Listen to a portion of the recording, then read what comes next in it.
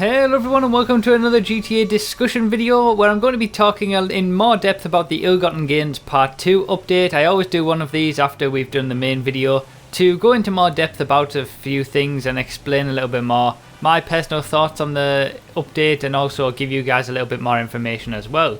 So for those of you with low attention spans, I want to just say a few quick things before we get started. The Brawler is all-wheel drive, it's not rear-wheel drive. The tyres on top of the Brawler do not add traction like a spoiler. The T20 is all-wheel drive and doesn't have a spoiler upgrade. The T20 also seems to be broken on PS3 and Xbox 360. Rockstar's attention to detail in balancing some of the top supercars is absolutely incredible. And the Coquette BlackFin is a muscle car, not a sports classic car. So those are a few things that I'm going to be talking about in more depth in this video, but I just wanted to get those out of the way because a few of you might not even get there. I'll see about leaving some time links in the description so you can sort of skip to certain sections if you want to come back to the video later on or anything like that. But normally these analysis videos are quite long. They are just me sort of rambling about things and trying to explain things as best I can. The reason is it's just my style to do that. It's not my style to make 10 3-minute videos on the same topic when one 30-minute video can encompass everything, if you like. So it's the same way that I don't make news videos. You know, when a DLC is announced, I don't make a video about it because really I've got nothing to say. I've got nothing to add until I get the cars, until I get the stuff in the DLC. There's not a lot you can really say about it, so that's why I don't do that. Sometimes I do get questions like, you know, do you think the new supercar is going to be the fastest in the game? And I always think, you know, how could I possibly know that? There's absolutely no way until I get my hands on it. There's no way that I could possibly know that. So I do always give my initial thoughts on Twitter or sometimes when I'm streaming on Twitch. So you are welcome to sort of follow me on there. All the links for, you know, places that you can follow me and support me and stuff like that are all in the description. You're welcome to do that, and you know, if that's something that you're interested in. But in general, I do prefer to just make these videos encompass everything, and always after we've actually got the DLC, so I can actually talk about what we've got and have some sort of experience of that sort of stuff. So the first thing that I kind of want to say in this video is thank you. You know, thank you for the support on that Ill-Gotten Gains Part 2 DLC testing video. I'm sure everybody has seen it at this point. It got 4,700 views in the first hour of it going up, which that might not be an incredible amount to these bigger YouTubers, but to me that's amazing. You know, it's looking like it's going to get over 30,000 views in the first day.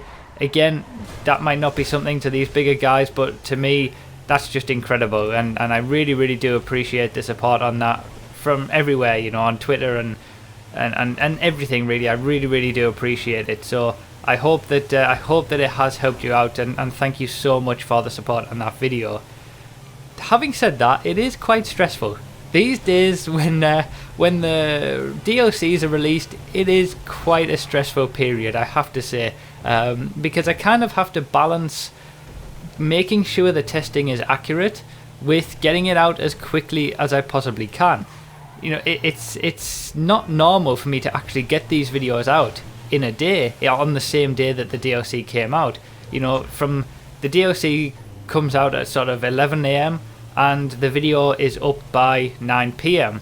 And that's not usual. That never used to happen with all of the previous videos. It's only just lucky that I've not been at work. You know, I have a real job. It's lucky that I've kind of had the day off in both of the last two DLCs, the days that they've been released, that I've been able to get the video up straight away. And I've probably shot myself in the foot a little bit because people will be expecting that. And I did find that, you know, a lot of people left comments, left tweets for me, things like that, saying, when's the new Ill-Gotten Gains Part 2 video coming out? And that just added to the stress, I think, a little bit. So yeah, in future, don't necessarily be expecting these videos straight away.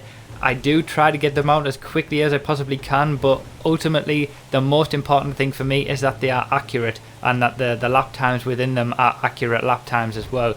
So that is always going to be the most important thing for me, rather than getting it out as quickly as possible. Obviously, I'll try my best whenever I can, But yeah, just try to not put as much stress on my shoulders next time. I would really appreciate that. Just, you know, be a little bit patient.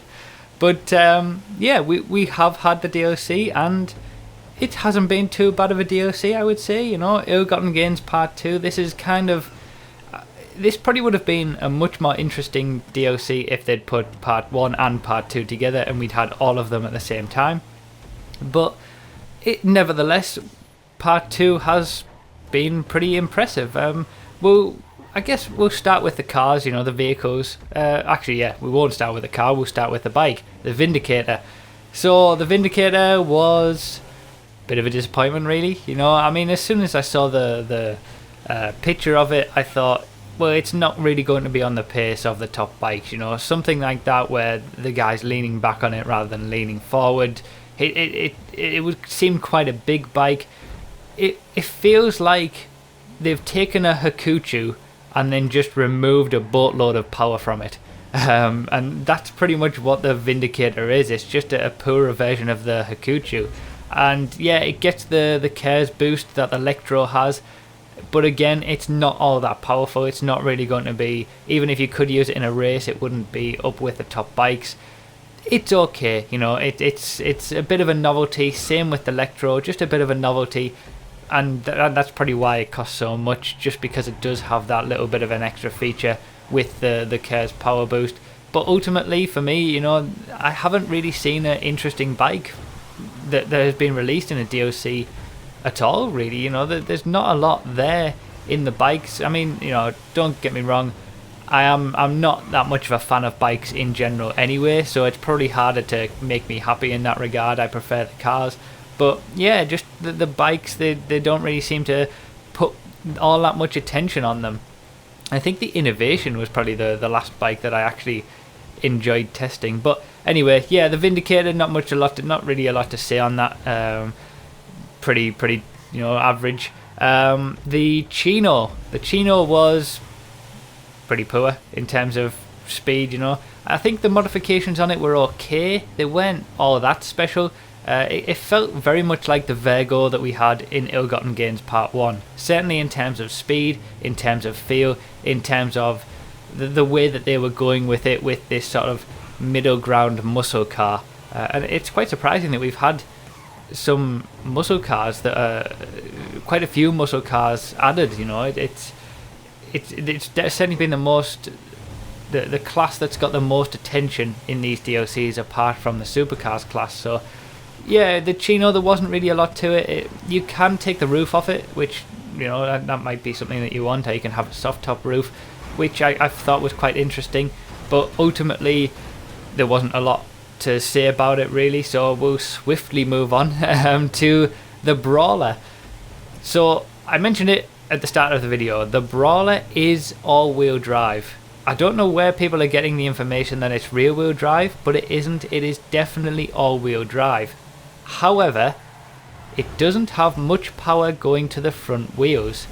So it's only got 9% of the power of the engine going to the front wheels, 89% going to the rear wheels. Now, if you compare that to, say, the Insurgent after it was fixed has 40% power to the front, 60% to the rear. Something like the Entity has 20% power to the front, 80% to the rear. The Sultan is also 40-60. The Kuruma is sort of 33-66.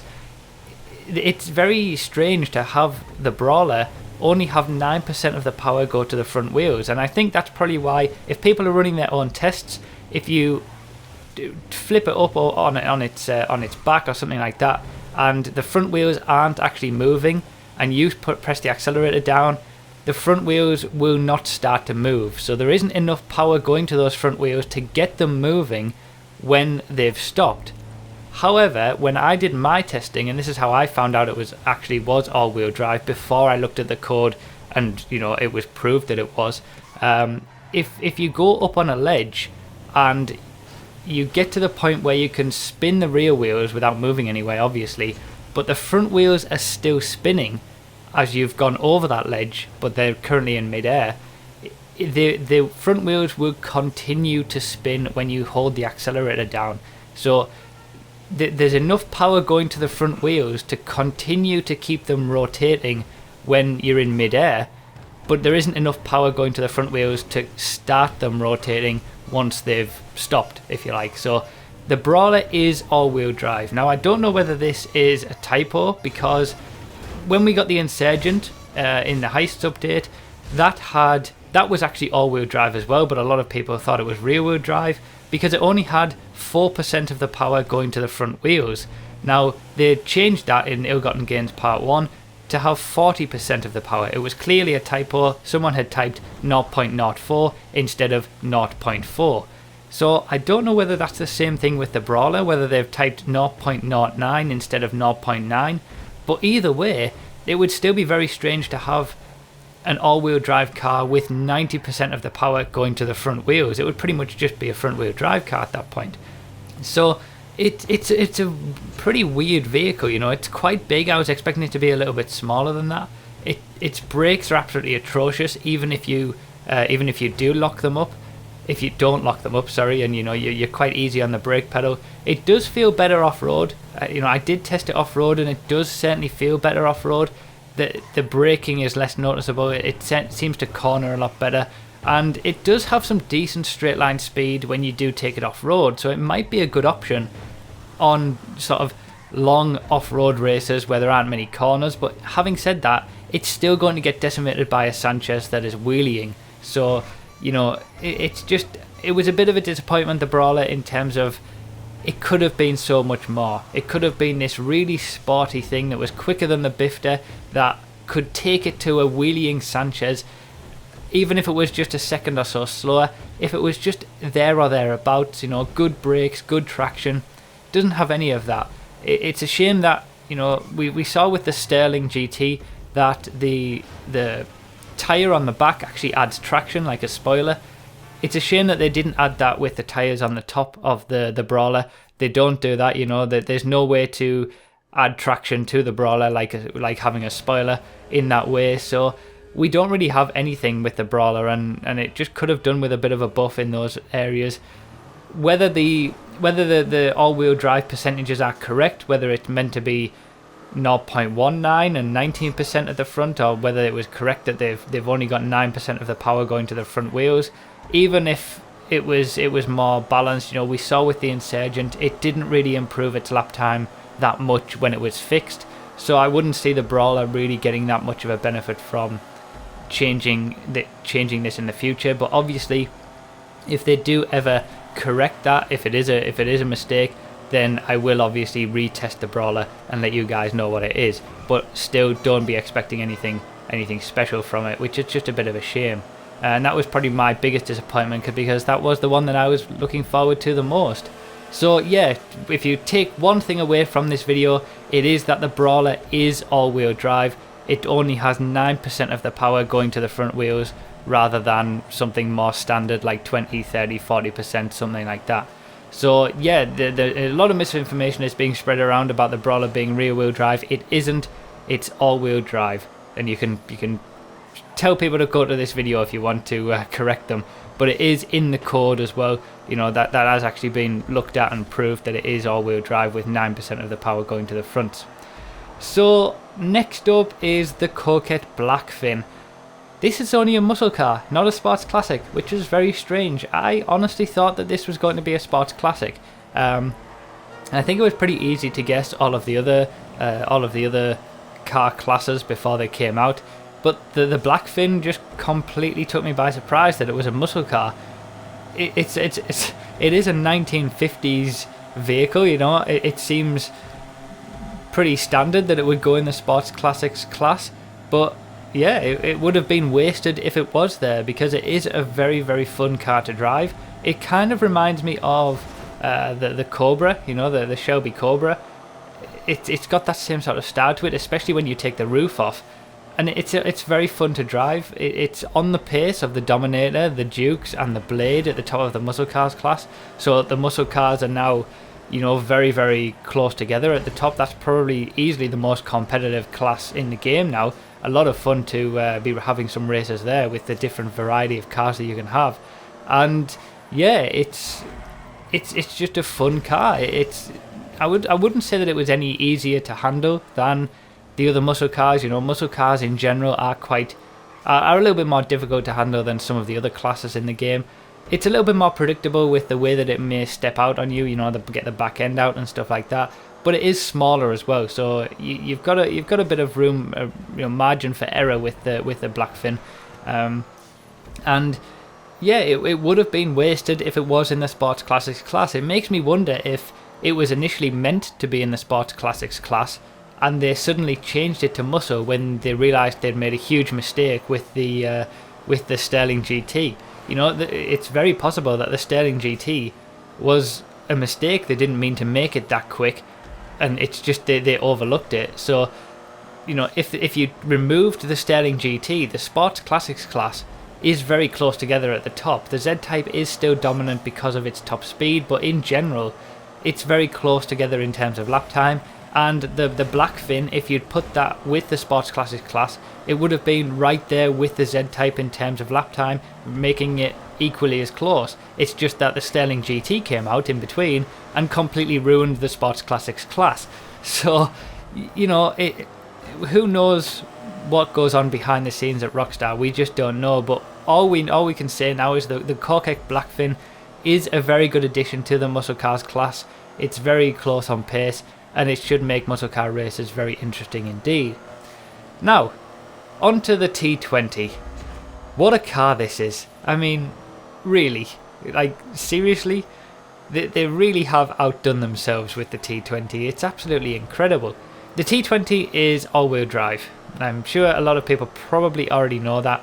It is all-wheel drive, and it has 30% of the power going to the front wheels, 70% to the rear, which, when you compare it to some of the other supercars, is a little bit different. You know, the things like the Elegy, the Zentorno, the Entity, the Zentorno, the Adder, all of those all-wheel drive supercars have 20% of power going to the front, 80% going to the rear. The Elegy actually has 30% to the front, 70% to the rear. So it seems like that is the magic number, that when you have 30% of the power going to the front, 70% to the rear in GTA, it seems like that is the best option to get the quickest times. And it certainly does have a hell of a lot of pull coming out of the corners, the T20. It's absolutely incredible. Now, the rear spoiler on the T20, the T20 doesn't have a spoiler upgrade. It does not have... you can't go into Los Santos Customs and add a spoiler. So the T20 actually stock has the most traction of any of the supercars when it's in its stock form. But all of the other supercars, apart from the Adder obviously, can add a spoiler in Los Santos Customs, which then adds traction.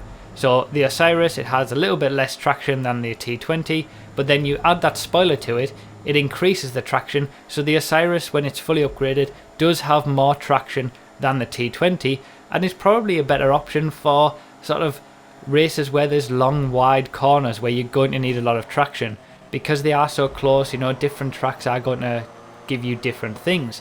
So the T20 isn't by any stretch of the imagination the greatest around the corners, and I'm fairly certain at this point, after, you know, doing some testing and not really seeing anything different, the spoiler on the back of the T20, the active spoiler that pops up, and then, you know, when you brake it moves and all that kind of stuff, I'm almost 100% certain that is just a visual thing. It doesn't do anything, you know, there's nothing in terms of the programming of the cars that could affect. It's not really, you know, the car doesn't change just because that spoiler's up. The programming of the car is how it's programmed and the coding that they've implemented. So I'm fairly certain that doesn't do anything. It's just a visual aid. Yeah, it's quite cool, but, you know, it's not really going to... It's not a functional thing. It's just a visual thing. I may still be proved wrong on that, but I'm almost 100% certain that it is just a visual thing. Now, something that I need to point out also about the T20 is it seems like if you're on PS3 or Xbox 360, it seems like the T20 isn't as good as what it is on new gen or PC. I'm not sure what it is, but from reliable sources who are still on 360 from my crew, who have world record lap times and things like that.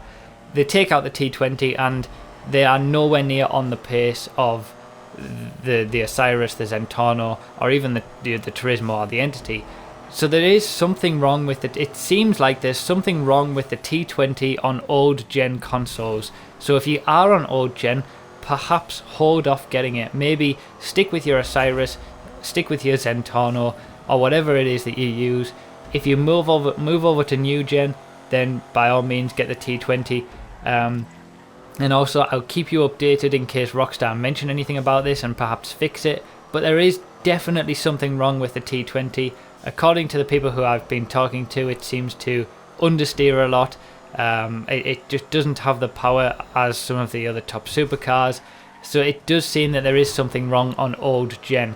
And I'm not sure whether it's just an oversight or something like that. I'm not even sure Rockstar are aware of it or even care about it, to be honest. But yeah, if you are on old gen, it's just a bit of a word of warning. I would hold off on buying the T20 if you're looking for it as your sort of main competitive racing car. Obviously, if you just wanted to have fun with it, then by all means buy it. So the T20, it's incredible. The sound of the engine is probably one of the best, second maybe only to the Infernus, or it might even be better than it. They've got everything right with the T20, and this is something that I've noticed in the last two updates with the brand new supercars. They've really done a good job in balancing the top supercars. So if you remember back to the fact-finding video that I did about the top speed exposed, I talked about the different drag factors, how in terms of top speed you had drag, maximum velocity and driving force that were sort of the main factors of what determined your overall top speed. And there was all sorts of other different things. I'll link the video in the description if you want to go and watch that. But there's all sorts of different things behind the scenes in terms of the game code that you don't necessarily see in game that determine car performance. There's all sorts of things, traction values, clutch values on how quickly it goes up the gears, all these kinds of different things that go into car performance that you don't see. When you actually look at the code, before you could say that before they knew there was a racing community out there that really put all this amount of effort into testing the cars and being so close on pace, they didn't really used to pay much attention to the finer details of that. For example, when they introduced the Turismo and the Zentorno, the values that they had for the in the game code for those cars were just rounded values. There wasn't really a lot of thought put into them. It didn't look like that anyway. So,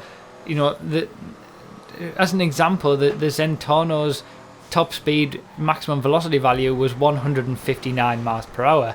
Now that is, and its drag value I think was 10, just a completely round number.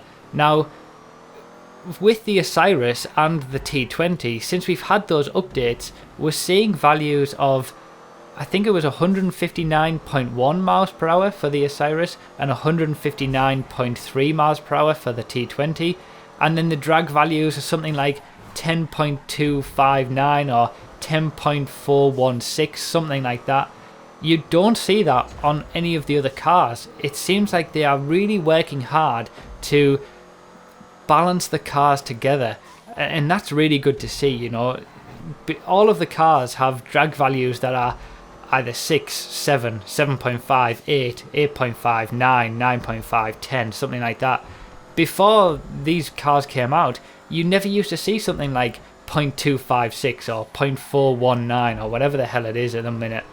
It seems like they've really put a lot of effort into balancing the top supercars, and it's really actually very good to see. The top 3 supercars especially are very close together. It all depends on driving style, it all depends on what you want to get out of the car as well.